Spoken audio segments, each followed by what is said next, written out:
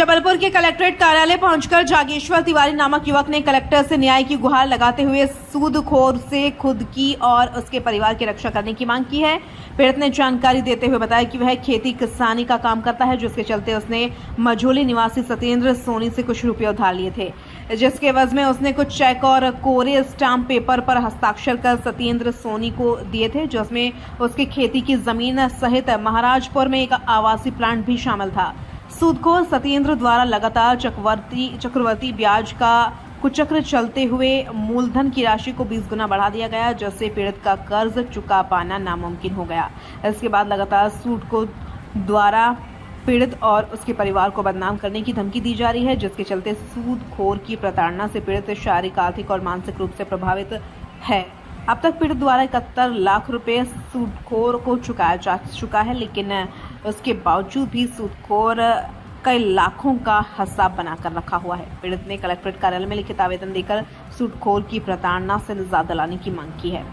जबलपुर से वाजिद खान की रिपोर्ट। तिवारी अमगवा मझौली के आवेदक हैं। इनको सूदखोर परेशान कर रहा है, इनसे मतलब अनावश्यक पैसे की मांग कर रहा है। ये पैसे चुकता कर चुके हैं, लेकिन उसके द्वारा दबाव बनाया जा रहा है कि अतिरिक्त पैसों के लिए, इसलिए ये यहाँ पे कलेक्टर महोदय को ज्ञापन देने आए हैं। तो इनके ज्ञापन को वरिष्ठ अधिकारियों के पास पहुँचाकर उचित कार्रवाई की जाएगी। एक कॉपी इनने एसपी साहब को भी दी है। मैं जागेश्वर तिवारी ग्राम अमंगमा देवरी का रहने वाला हूँ। क्या हुआ आपके साथ? मैंने एक सत्येंद्र कुमार सोनी, श्री राम सोनी से मझौली में कुछ पैसे ज़रूरत के हिसाब से उधार लिए थे 2024 मार्च से, जिसके बदले में मैंने उनको 20 लाख रुपए उधार लिए थे, जिसके बदले में मैं उनको 71,27,000 रुपये लौटा चुका हूँ। क्या ये ब्याज पे दिए थे पैसे? हाँ, उसने ब्याज कह के दिया था, लेकिन अवैध रूप से कई प्रकार से जोड़ ओड़ के उल्टा सीधे बहुत ऊटपटांग तरीके से वसूल कर चुका है। मेरे को धमकी देता था।